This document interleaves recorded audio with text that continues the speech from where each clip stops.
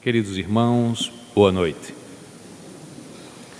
O tema que trazemos hoje à reflexão já nos remete à ideia de que vamos perpassar duas concepções que nos parecem antagônicas de imediato: a vida e a morte.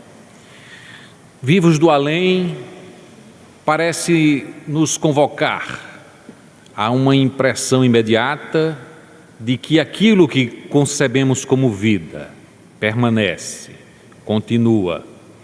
E se continua, de que forma ela se dá? Porque a impressão sobre a realidade pós-morte nos acompanha a existência e nos acompanha por várias existências, dependendo da qualidade do saber acumulado sobre o tema, da nossa vivência religiosa, da profundidade dos ensinamentos sobre a realidade verdadeira do que somos, porque afinal somos espíritos imortais, como essa realidade permanece em nós mesmo estando encarnados e, portanto, dentro de uma realidade que nos limita a compreensão mais profunda de nós mesmos, porque é assim que, afinal de contas, é a encarnação para cada um de nós. O enfrentamento com a limitação de nossas possibilidades. O nosso raciocínio, a amplitude do entendimento, a possibilidade de acessar esferas mais elevadas da realidade espiritual, nos é limitada enquanto estamos na carne.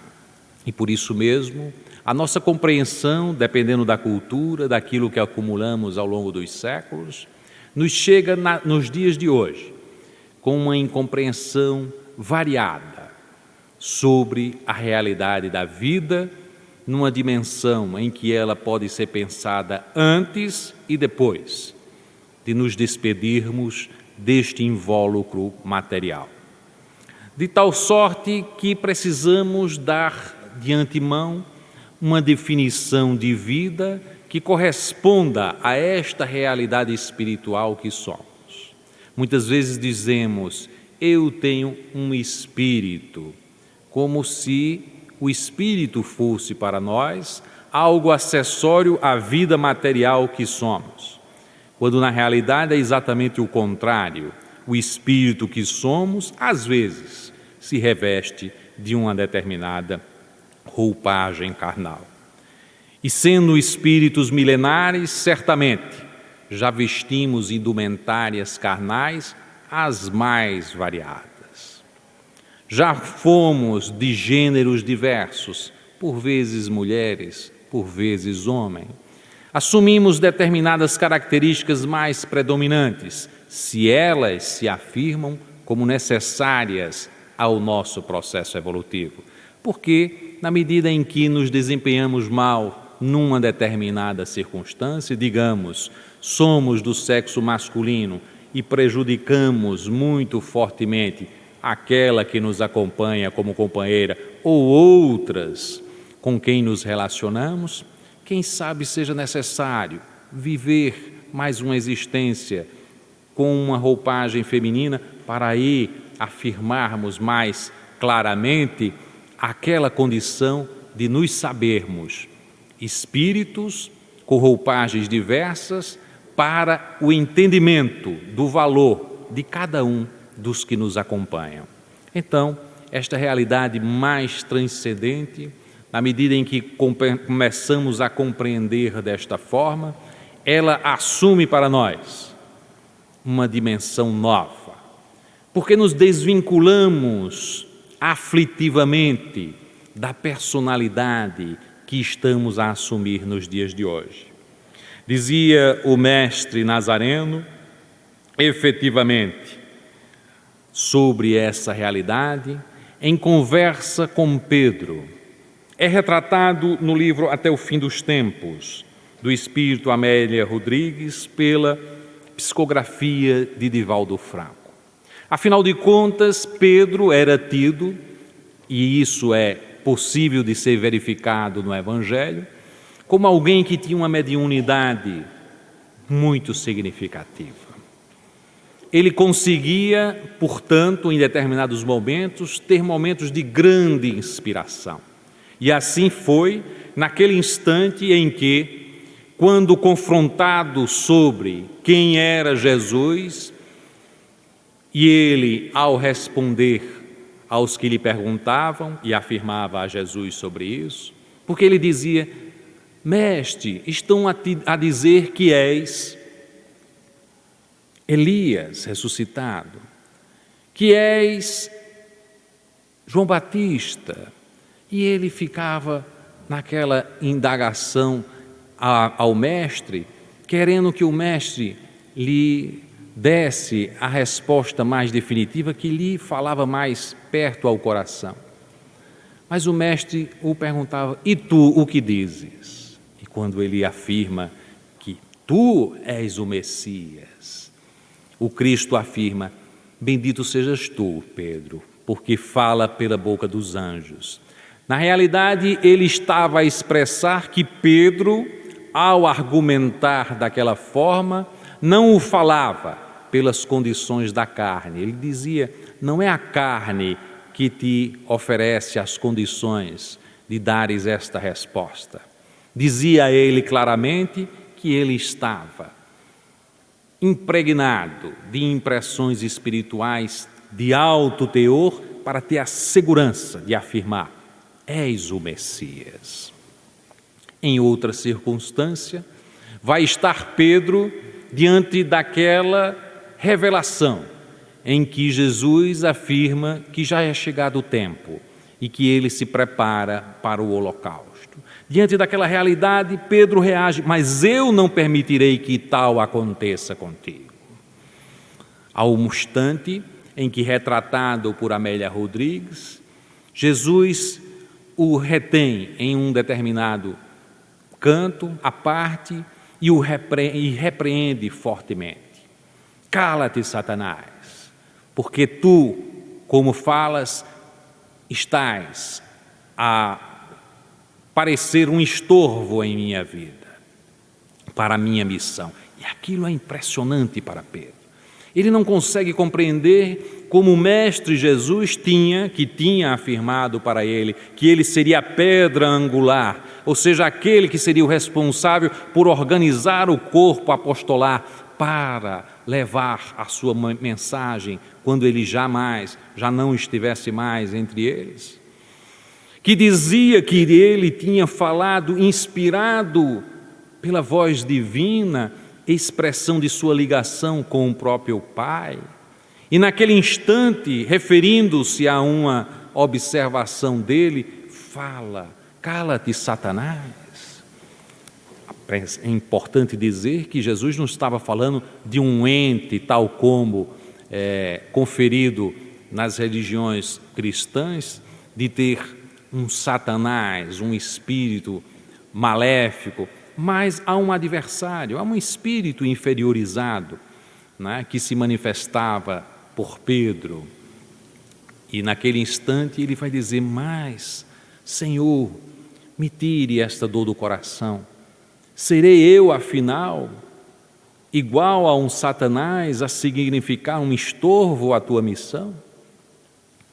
Ao que o Cristo diz: Pedro, tu já me vistes falar de que em determinado instante tu estavas inspirado divinamente para responder nos exatos momentos em que se apresentavam à conclusão, tal como naquele instante em que afirmaste claramente que eu era o Messias. Mas o homem, Pedro, é um intermediário, sofrendo influências a cada instante, porque vivemos no mundo.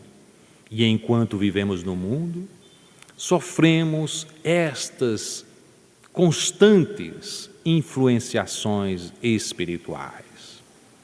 Tu me vistes em vários momentos expulsando-os daqueles a quem estavam a oferecer influenciações perniciosas.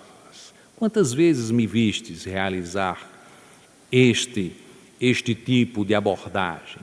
Eles não me influenciam, porque a minha vibração é de tal grau que eles não conseguem fazer nenhuma influenciação a mim.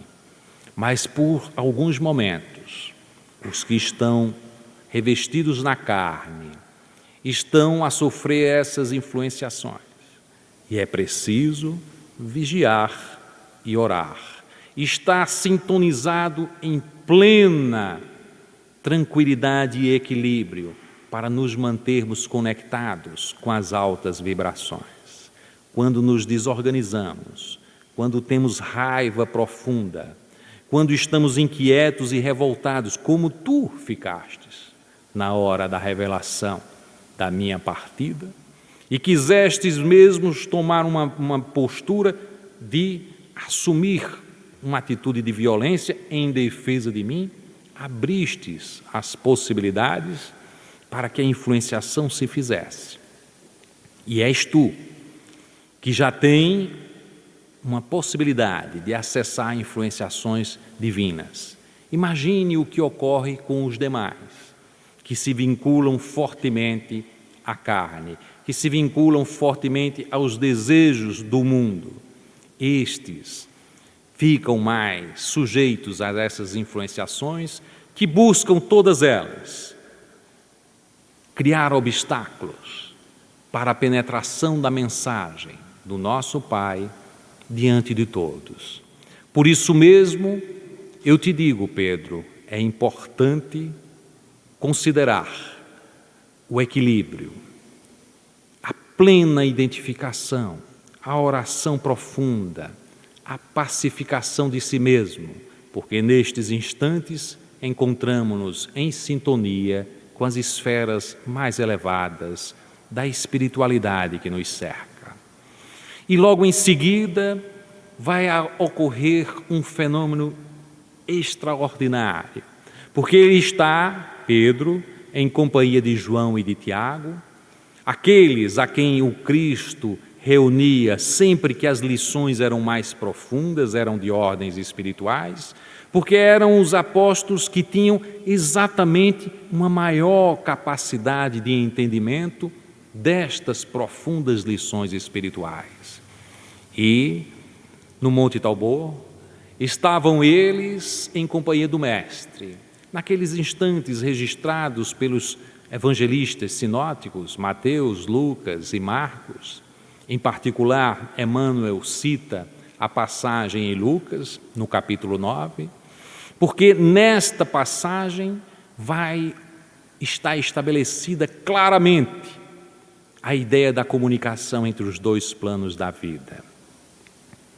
E muitos dos que se colocam em oposição à ideia desta comunicação entre os dois planos da vida, afirma que Moisés havia determinado categoricamente a proibição da comunicação com os que eram considerados mortos.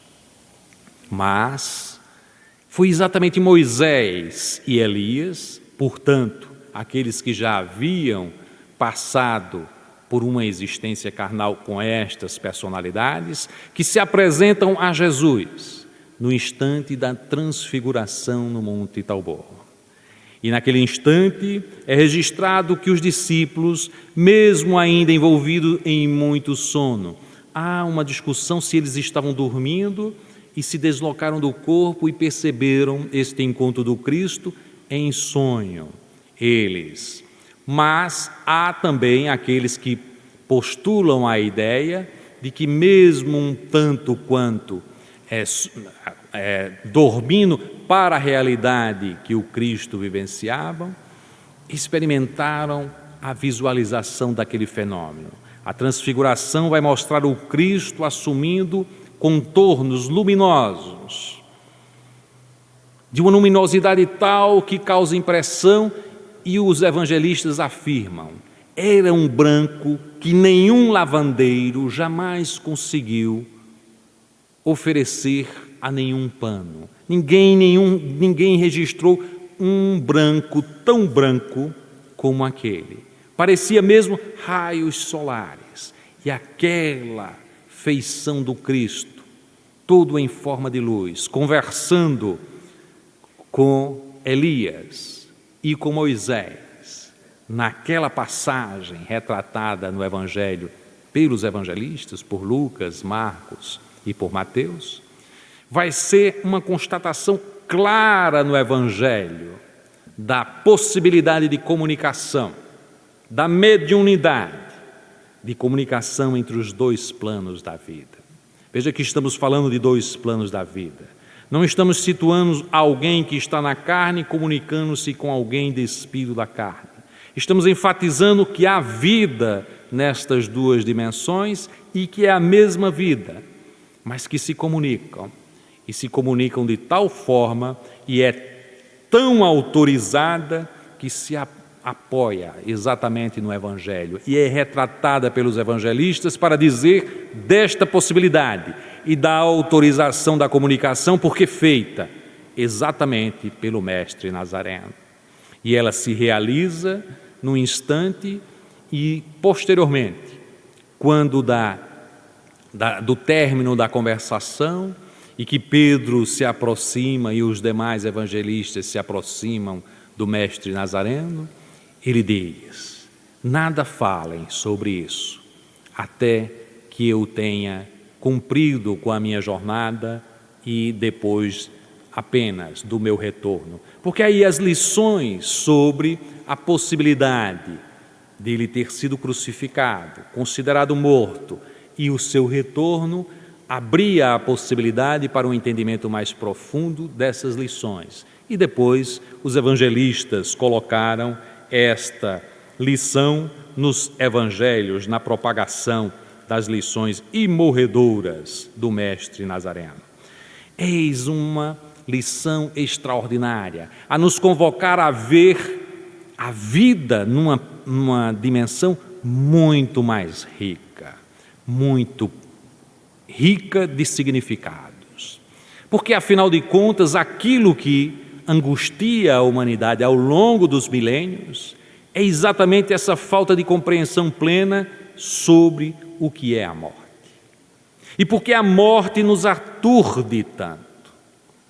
O significado exatamente que iremos recolher daqui é a nossa fixação na personalidade que somos. E dizemos: eu sou esta personalidade.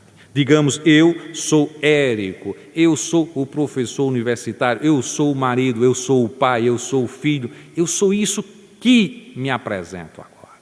E me esqueço que tenho uma trajetória milenar e me apego a isto que estou vivenciando agora fortemente. A ideia de romper as ligações que tenho neste instante, os amigos, os companheiros, a família, a vivência profissional, tudo que sou, afinal de contas.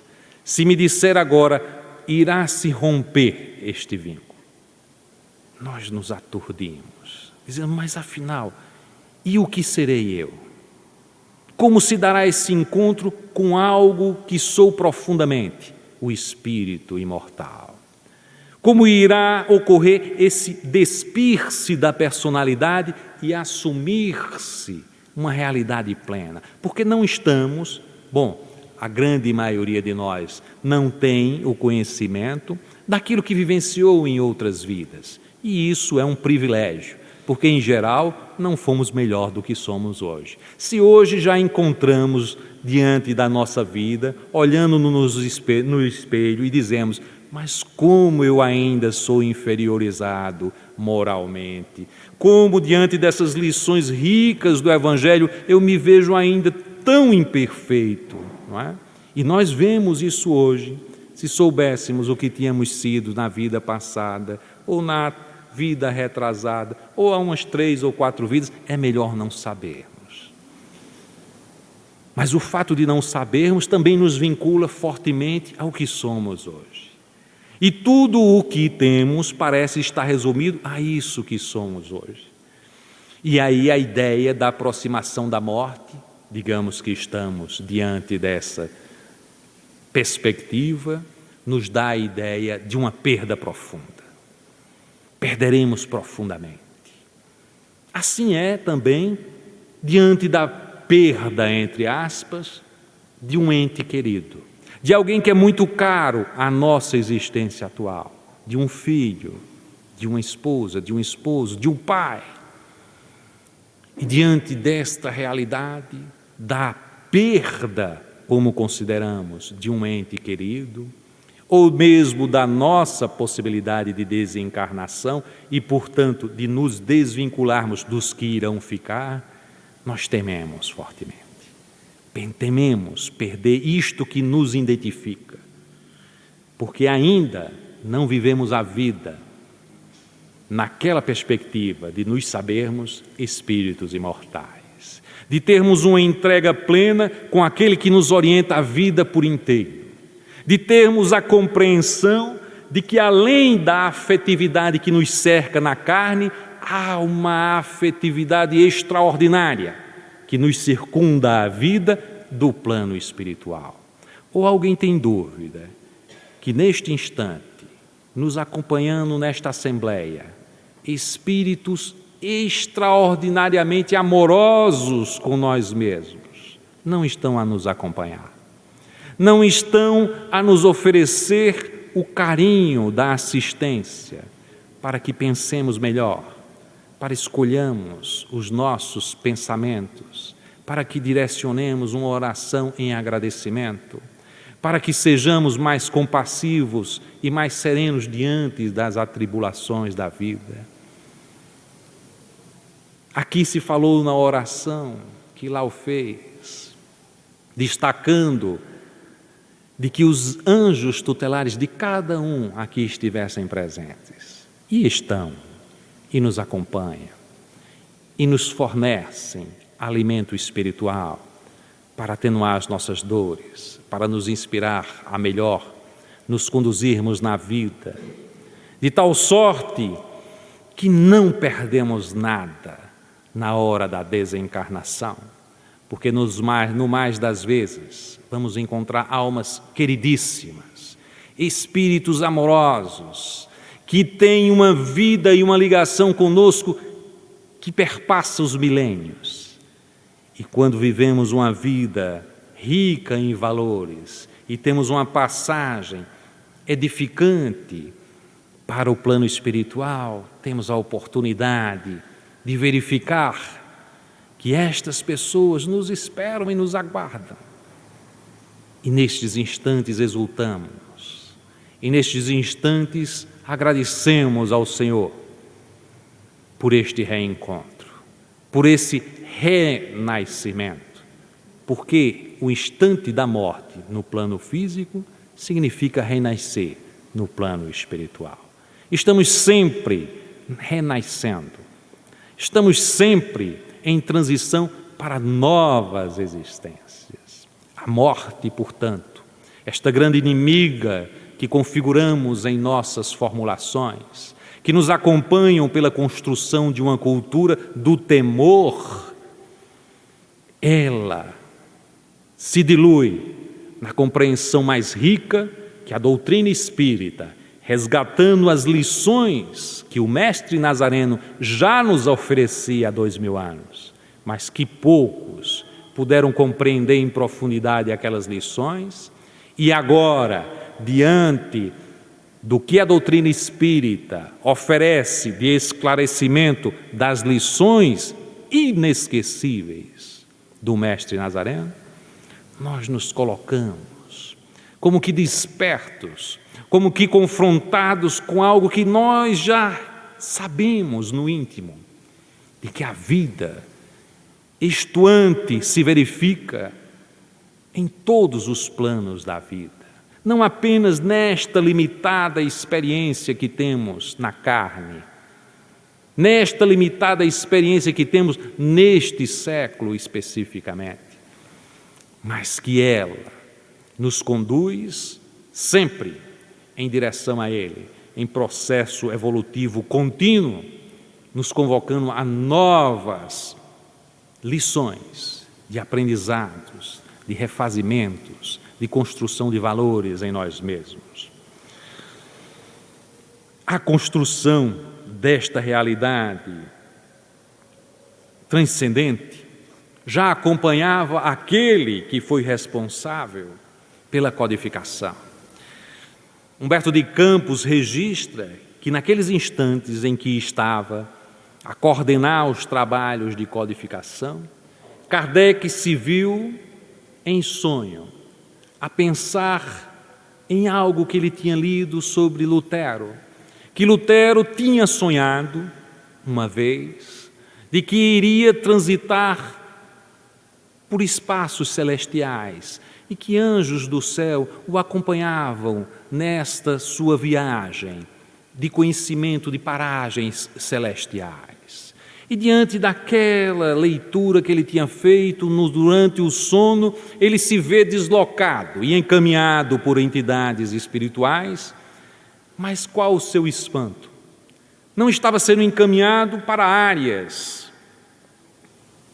celestiais, tal como ele tinha visto e lido que Lutero tinha ido. Ele viu-se diante de uma área em que as pessoas, com os seus gritos, com os seus lamentos, destacavam estar em sofrimento.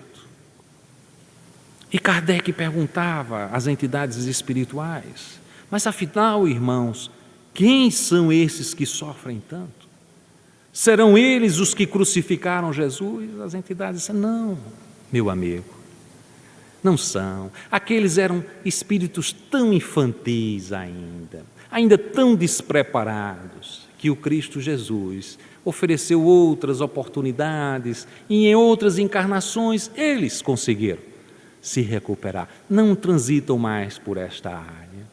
E depois Kardec pergunta: mas afinal de contas, serão aqueles os imperadores romanos? Não, Calígula, Tribério, estes também eram pessoas que não tinham conhecimentos muito grandes da realidade espiritual, em outras encarnações já fizeram o seu percurso de resgates, não estão aí os imperadores, não todos eles, alguns já conseguiram se resgatar, já estão em outra caminhada, mas serão então os que foram os perseguidores dos cristãos? Também não. E aí havia e os grandes líderes da humanidade, Alarico, Átila, não, também eles não.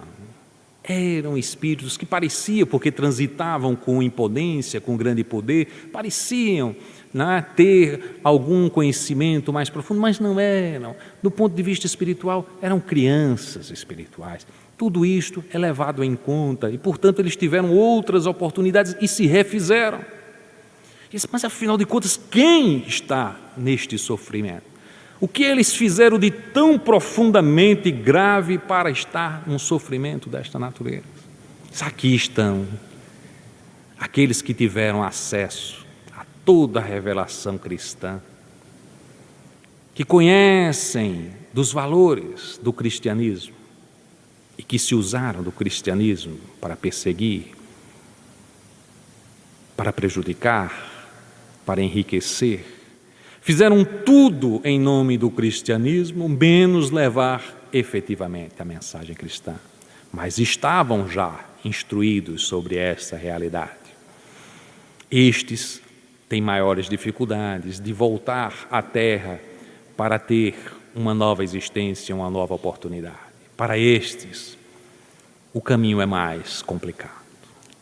E Kardec ficou tão impressionado que no outro dia, na reunião em que estava preparando os livros da codificação, mais especificamente o livro dos Espíritos, naquela que se configurou a questão número 642 do livro dos Espíritos, e ele faz o questionamento: para agradar a Deus e assegurar sua posição futura, bastará que o homem não pratique o mal?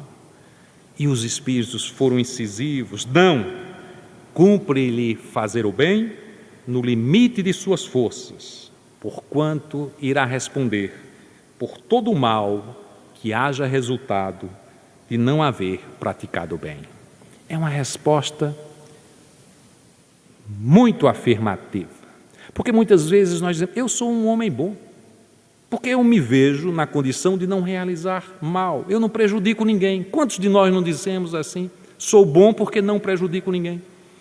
E isso não é absolutamente nada. O que viemos realizar foi o bem. Não prejudicar o outro é um primeiro instante apenas, porque não devemos prejudicar o outro. O Cristo nos convocou a nos amarmos. Se não tivermos ainda a condição plena de amar a todos indistintamente, se não tivermos a compreensão de pelo menos sermos tolerantes indistintamente, compreendermos indistintamente os que nos cercam, mesmo nas suas fragilidades, na sua violência, naquilo que nos contraria a própria formação moral, porque reconhecemos naquele um assassino, naquele um corrupto. Mas além de identificar uma postura que não é adequada, deveríamos identificar que este personagem que aí está a cumprir uma vida de violência, ou de corrupção, ou de viciação, é também filho de Deus e, portanto, nossos irmãos. Identificarmos a fragilidade humana e oferecermos, quando pudermos, obviamente que ninguém vai oferecer a alguém um auxílio que ele não quer receber, mas estar disposto de, no instante em que, havendo a possibilidade, a pessoa solicite o auxílio, oferecer o auxílio, a mão estendida para erguê-lo, não auxiliá-lo para que continue a praticar as suas condutas, mas para se reconduzir na vida, para renovar-se, para resgatar-se dos erros que realizou. Porque quando fazemos isso, nada mais estamos a realizar do que aquilo que fizeram conosco. Ou alguém aqui imagina que em algum instante, em alguma existência, quem sabe até na última, não implorou fortemente: amigos espirituais, Senhor da vida, Jesus, me auxilie, me ofereça uma nova oportunidade, porque eu sei, Senhor, que eu desbaratei a oportunidade. Eu fui violento, eu fui corrupto, eu fui sensualista, eu prejudiquei fortemente os meus irmãos. Senhor, me dá uma nova oportunidade. E naqueles instantes, alguém veio, em nome de Jesus, nos oferecer o auxílio. E toda a convocação do Cristo é para o entendimento de que essa fragilidade que nos acompanha ao longo dos séculos, acompanha os nossos irmãos com quem convivemos, para que tenhamos essa compreensão e sejamos capazes também de agir com eles, assim como agiram conosco, em nome de Jesus. Esta compreensão é tão importante porque muitos de nós perdemos oportunidades extraordinárias de realizar o bem. Há um caso também de Humberto de Campos, relatado pela psicografia de Francisco Cândido Xavier, em que ele relata o caso de um espírita. Em um centro espírita havia um homem chamado Sidônio Gonçalves. Ele realizava palestras, tinha um entendimento da doutrina, era capaz de fazer aconselhamentos, fazia inclusive palestras, se apresentava capaz de discursar muito bem sobre a doutrina, mas diante de algumas convocações, chegavam: Sidônio, você bem que poderia nos auxiliar no trabalho caritativo junto à orfandade, mas eu não tenho condições disso. Quem sou eu? Eu sou um homem do mundo. Como lidar com crianças tão frágeis que necessitam de ajuda? É preciso uma pessoa capacitada para realizar isso. Eu não tenho condições. Isso é para pessoas muito iluminadas. Sidônio, você poderia fazer um atendimento fraterno. Mas quem sou eu para lidar com as aflições humanas? Irão chegar lá pessoas necessitando de orientação e eu sou um homem do mundo. Haverá outros para realizar essas atividades. E depois, em mais outras situações, mas você poderia desenvolver a mediunidade.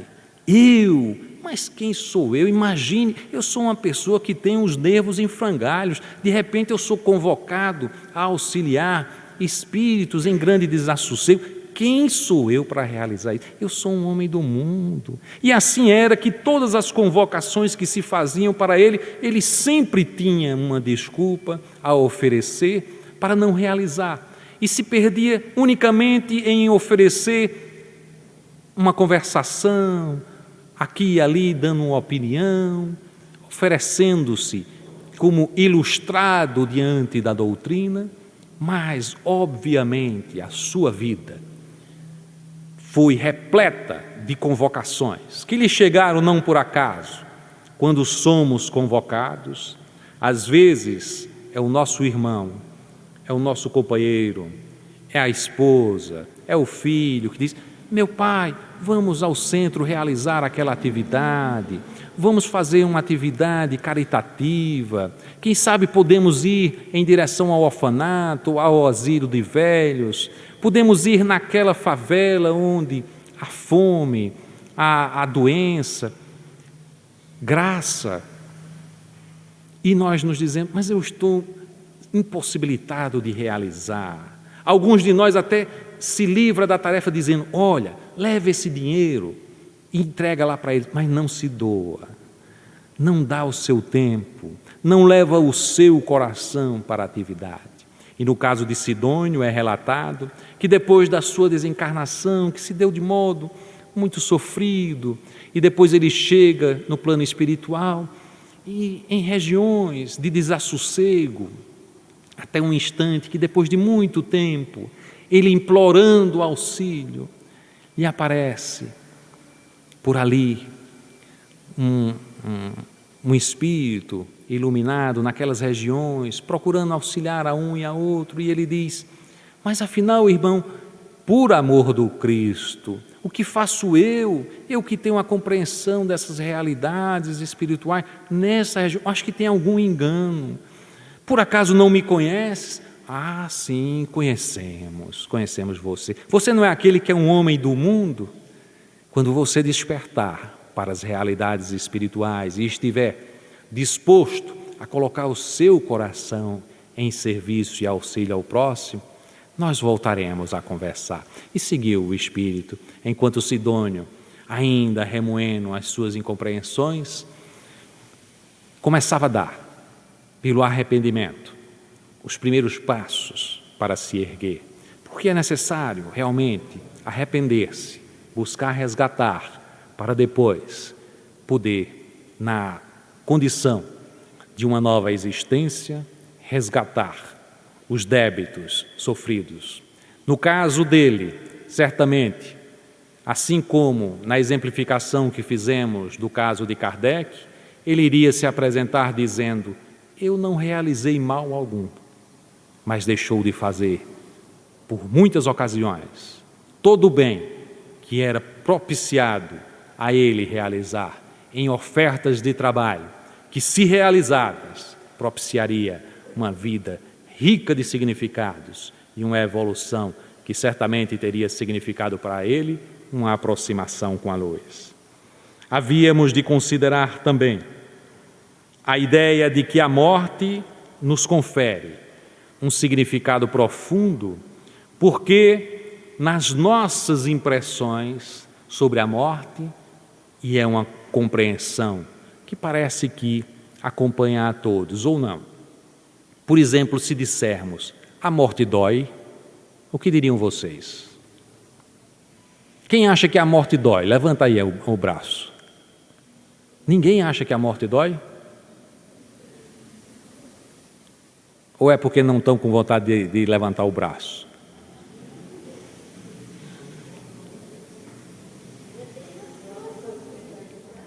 A morte não dói, levanta o braço.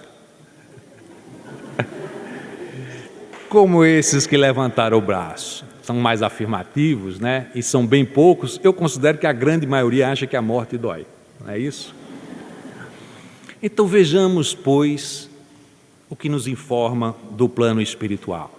Porque o grande destaque que estamos aqui a realizar, ao realizar a convocação de fazer ver naquele encontro do Cristo a possibilidade de diálogo entre os dois planos, porque ali estava o Cristo a discutir com Elias e Moisés sobre o que iria ocorrer com ele logo em seguida, sobre a crucificação e o seu retorno aos espaços celestiais que lhe eram próprios.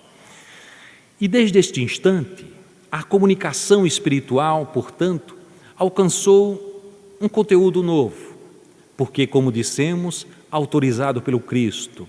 E autorizado pelo Cristo, dando também razão a Moisés em afirmar de que não devemos buscar qualquer tipo de contato espiritual, porque se assim o fizermos, certamente estaremos em contato com espíritos zombateiros, espíritos inferiores. Se as nossas perguntas se dirigem a fazer perguntas que são todas relacionadas aos nossos interesses mais mesquinhos, nós vamos nos acompanhar de espíritos muito inferiorizados. Mas se as nossas perguntas, se as nossas indagações, se as nossas formulações forem direcionadas a um sentido espiritual mais elevado, nós estaremos recepcionando informações também de alto teor.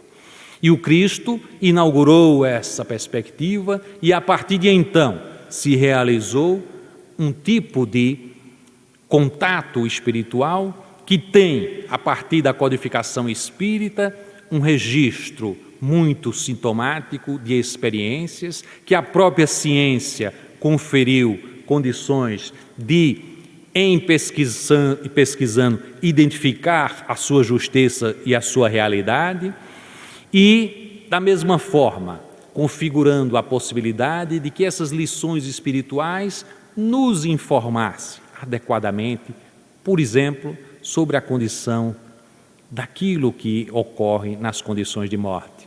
E, em geral, a informação que nos chega é que morrer não dói. O que dói, na realidade, é o que vivenciamos. Quantas vezes vivenciamos a dor em nossa vida? Na vida, na carne. Ninguém aqui haverá de dizer, eu nunca senti dor. Porque vivemos dores. Dores físicas, dores morais. Não é verdade? Nos acompanharam nessa existência, vários acontecimentos se fizeram presentes, que nos identificamos em dor profunda.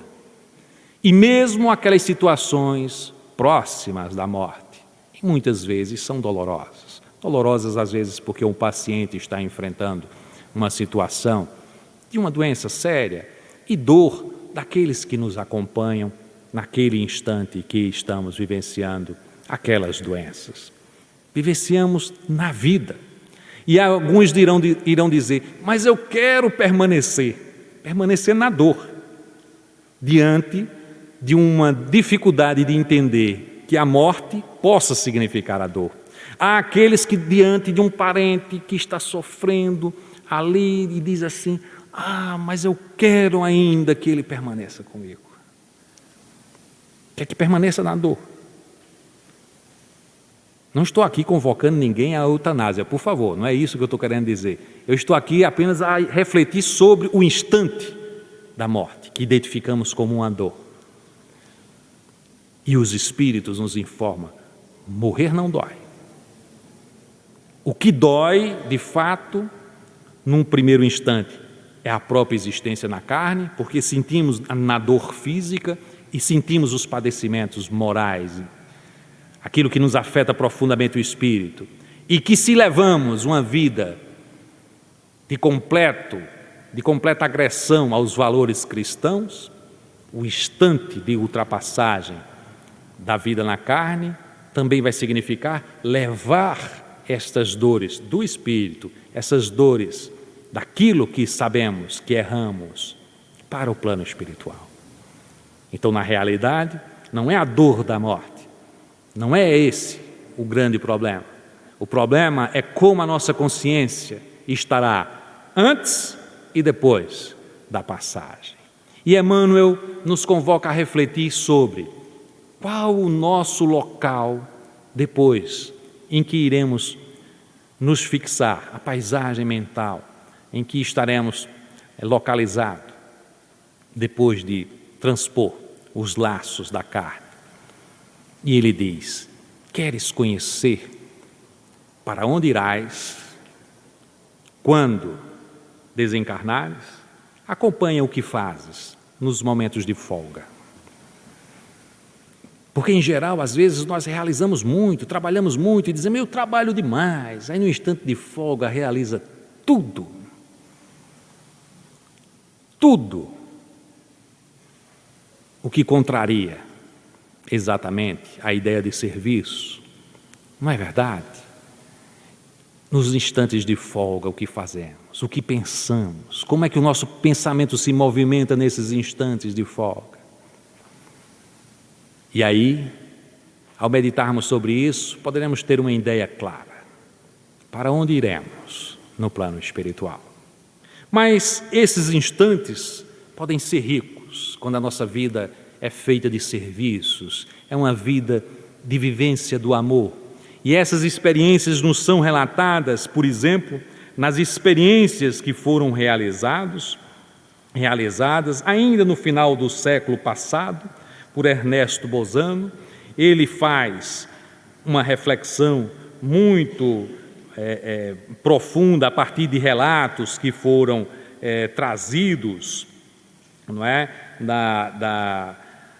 Tanto relatos de médicos que estavam à cabeceira de pacientes naquele instante, como um relato de um pastor na hora da morte. São vários os relatos. Eu queria destacar há uma senhora, todos reconheciam nela que ela havia sido alguém extremamente valorosa em princípios, em valores. E aqueles instantes em que se aproximava o seu instante da desencarnação, ela chamava um filho, chamava outro, e dava um abraço, um beijo, fazia as suas despedidas. E aqui e ali, enquanto falava com o filho, dizia: fulano aqui está próximo de nós. E os que circundavam ficavam impressionados. Como? O que é que ela está dizendo? Será que ela está já delirando? E ela dizia: bom, olhe, dizia para o marido dela, fulaninha está aqui. Era a filhinha dela de 10 anos, que tinha desencarnado há muito tempo, está aqui me acompanhando, olha, de braços abertos. Aí falava: eu estou indo, eu estou vendo tal escuro, o céu se abre para mim. E todos diziam: é um delírio dela. Mas ela afirmava tão categoricamente sobre aquelas circunstâncias, e havia tanta paz, que o médico que estava próximo a acompanhá-la disse: eu nunca vi uma passagem tão linda. E ela chegou a dizer assim, num determinado momento, ela como que ficou em paz. E o marido, que gostava profundamente dela, dizia: minha querida, não me deixe, não me deixe. E aí depois ela disse: meu querido, por que você me chamou? Eu estava tão bem, aquele espaço em que eu estava repleto de luz, tantos amigos nossos. E começava a citar, me circundavam, então, não me chame mais, porque eu não vou poder vir mais. Desta vez eu vou, não me chame mais. E foi. E disse que foi numa serenidade, completamente livre de qualquer expressão de angústia e tudo mais, que todos se serenaram diante daquela realidade. Porque identificaram que ela havia ficado como que em delírio, mas depois ela retorna e fala claramente, lucidamente: não vou, não me chame mais. Ela identificou que ele estava chamando.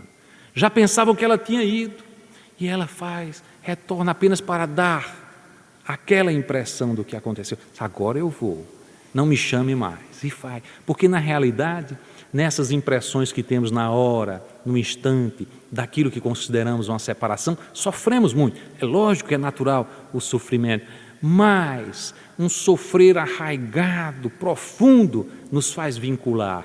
Os que nos circundam e que são caros a nós, eles permanecem junto de nós sem necessitar de ficar, apenas para nos amparar e vinculado fortemente às nossas carências afetivas. É preciso que saibamos, confiemos em Deus. Os que nos antecedem no retorno à pátria espiritual e se bem realizam a vida, estarão amparados pelos assistentes do Senhor para realizar novas tarefas no seu processo evolutivo. Encaminhemos de retorno aquele que Deus nos confiou para ser pai, para ser mãe, para ser irmão, para ser filho. E digamos ao Senhor: bendito sejas que me entregaste este presente à minha vida, que tanto significado fez. Senhor, a saudade fica, mas há tanta confiança em minha vida de Te entregar de volta este espírito amigo, porque eu sei, Senhor, que ninguém irá cuidar dele melhor do que Ti. É um gesto de libertação de si mesmo, pelo encontro da verdade suprema, de que a vida transcende estes contornos limitados da carne, e também de libertação daquele a quem nos afeiçoamos muito, que irá sereno para suas novas atividades, vinculado ainda a nós pelo amor, capaz de se aproximar em pensamentos e desejos de que nós também evoluamos na concepção da vida plena, para que ele possa, esse espírito querido, em indo realizar as suas atividades evolutivas, estudando, aprendendo e servindo também, porque a vida é plena de atividades no espaço espiritual, como certamente os amigos que aqui nos acompanham em assembleia poderão testemunhar, e portanto irão preparar a nossa morada quando chegar a nossa vez de retornar à verdadeira casa. É preciso estarmos, pois, serenos diante da realidade de que a vida é plena de significados, rica de contatos espirituais, de que somos cercados de amor, de que se aproximam de nós neste instante e em todos espíritos que muitos nos querem, espíritos tutelares, em nome do Senhor, a nos oferecer auxílio, intuição para bem proceder. Estejamos sempre convencidos deste apoio e desse auxílio, para que o nosso coração, esvaziado das preocupações mundanas do dia a dia, seja capaz de representar, como dizia o Cristo, um vaso limpo para poder recepcionar da fonte límpida que é o nosso Pai, o precioso tesouro, o líquido dos ensinamentos da Boa Nova, que são todas estas lições, ofertas, convites, chamamentos, para que possamos, seguindo as pegadas do Cristo, evoluirmos para o encontro daqueles espíritos amigos que nos aguardam, aqueles que nos acompanham por milênios, esperançosos que deixemos as nossas tibiezas, os nossos comportamentos ainda vinculados à matéria, as nossas quedas, o nosso apego ainda às coisas do mundo, para despertarmos para a luz e de braços abertos, podermos alcançar estes espaços onde nos aguardam para os abraços do reencontro, o amor infinito, em nome do Pai, que nos aguardam a todos. Que o amor do Cristo faça morada no coração de todos nós.